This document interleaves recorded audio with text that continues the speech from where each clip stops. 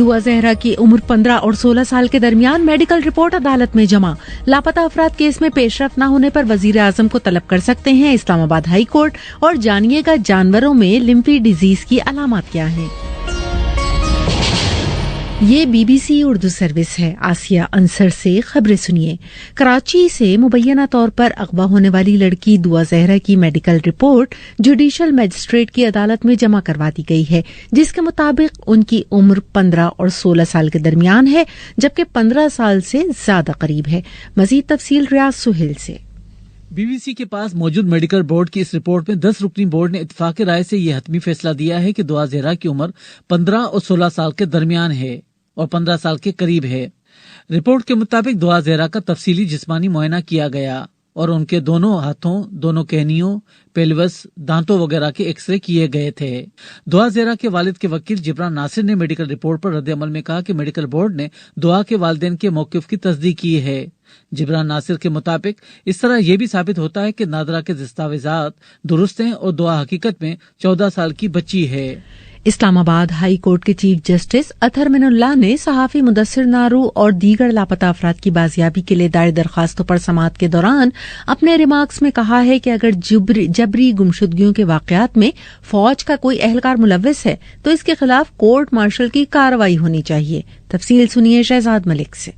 Chief justice اسلام آباد high court اطہر من اللہ کی سربراہی میں سماعت کے دوران پاکستان پیپلز پارٹی کے رہنما فرت اللہ بابر نے کہا کہ وہ عدالت میں ثبوت پیش کریں گے کہ ریاست کی ایجنسیاں جبری گمشدگی میں ملوث ہیں۔ سماجی کارکن آمنہ مسعود جنجوا نے عدالت سے استدعا کی کہ وزیر اعظم کو بلا کر ان کیمرہ سماعت کی جائے۔ چیف جسٹس نے ریمارکس میں کہا کہ جن ادوار میں لوگوں کو جبری طور پر لاپتہ کیا گیا اس دور کے چیف ایگزیکٹو کے خلاف کارروائی ہونی چاہیے۔ عدالت نے وزارت داخلہ کے نمائندوں کو مخاطب کرتے ہوئے کہا کہ جبری گمشدگیوں پر عملی اقدامات کیے جائیں، بصورت دیگر عدالت وزیر اعظم کو بھی طلب کر سکتی ہے۔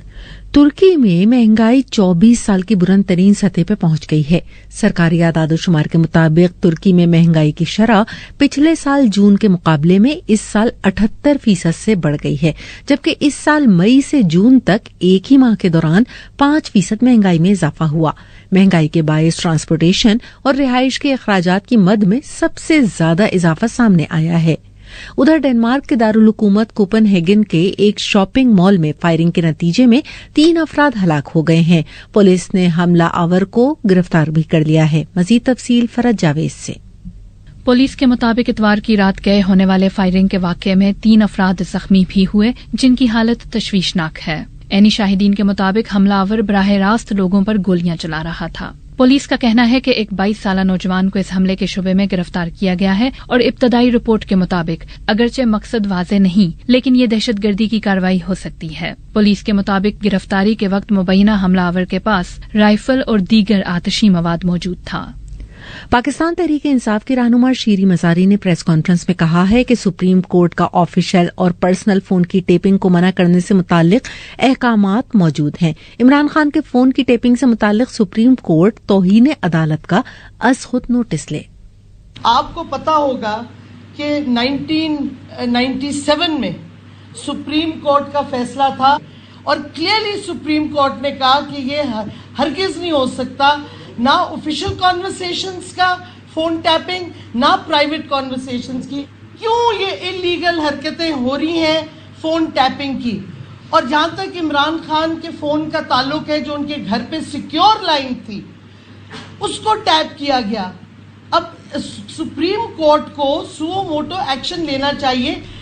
عید قربان سے پہلے قربانی کے جانوروں کی خرید و فروخت شروع ہو جاتی ہے، تاہم اس سال جانور خریدنے سے پہلے اس بات کا خیال رکھنا ہے کہ کہیں وہ جانور لمفی وائرس کا شکار تو نہیں۔ لمفی وائرس بیماری ہے کیا اور جانور میں اس کی پہچان کیسے کی جاتی ہے؟ جانوروں کے ماہر ڈاکٹر عقیل سے سنیے۔ جس اینیمل کو یہ ہو جاتی ہے اس میں پراپر جو ہے وہ ڈائگنوز ہو سکتا ہے۔ اس کے اوپر چھوٹی چھوٹی سی وہ گلٹیاں سی بن جاتی ہیں، لمف نوڈ سویل ہو جاتے ہیں۔ اس کے علاوہ بھی یہ ڈل سا ہوتا ہے، ڈپریسڈ اینیمل ہو جاتا ہے، ٹیمپریچر اس کا کافی ہائی ہو جاتا ہے۔ تو ان سسٹم سے اندازہ لگایا جا سکتا ہے کہ یہ والا جانور جو سسپیکٹڈ ہے۔ ضروری نہیں ہے کہ ہر گلٹی جو ہے وہ ہر جو نوڈیولز ہے وہ لمفی اسکن ڈیزیز کا ہی ہو۔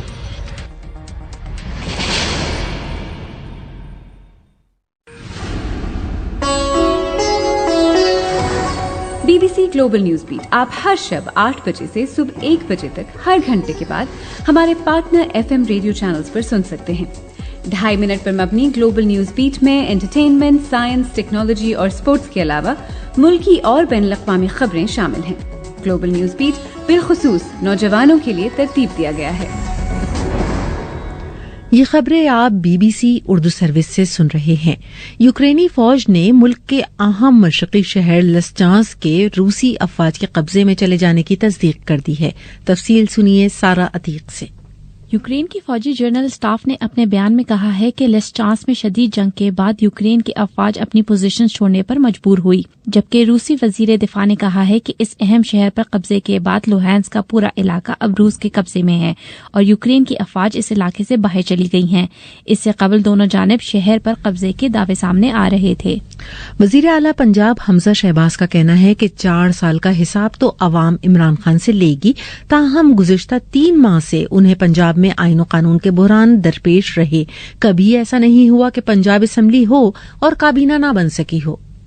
کبھی وزیر اعلیٰ کا الیکشن جو ہے بلایا جاتا ہے اجلاس، اس کو اپنا جو ہے وہ ایڈجرن کر دیا جاتا ہے.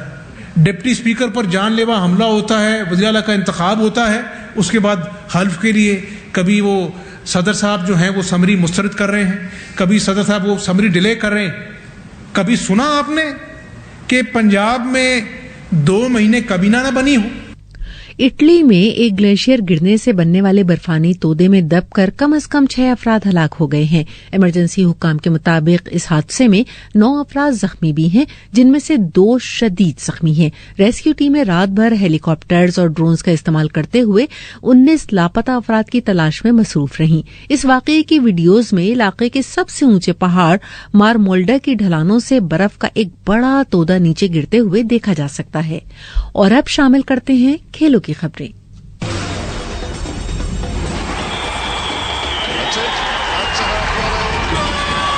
کھیلوں کی خبروں کے ساتھ میں ہوں عبدالرشید شکور.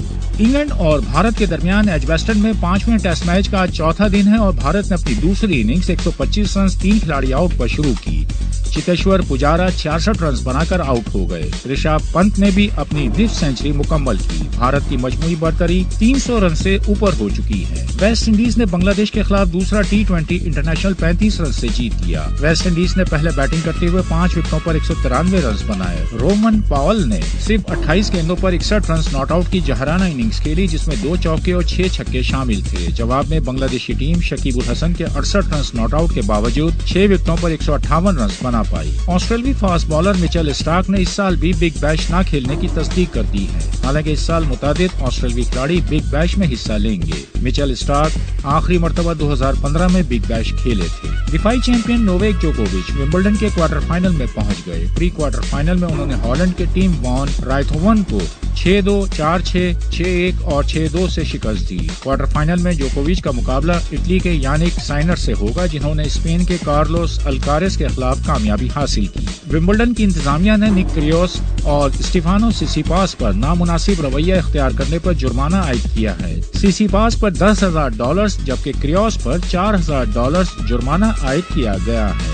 ومبلڈن نے سینٹر کورٹ کے 100 سال مکمل ہونے پر خصوصی تقریب بھی منعقد کی ہے، جس میں 8 مرتبہ کے فاتح روجر فیڈرر نے بھی شرکت کی. فیڈرر گھٹنے کی تکلیف کی وجہ سے اس مرتبہ ومبلڈن نہیں کھیل رہے. افریقن نیشنز کپ فٹ بال آئیوری کوسٹ میں 2023 کے بجائے اب 2024 میں منعقد ہوگا. یہ فیصلہ موسم کو دیکھتے ہوئے کیا گیا ہے.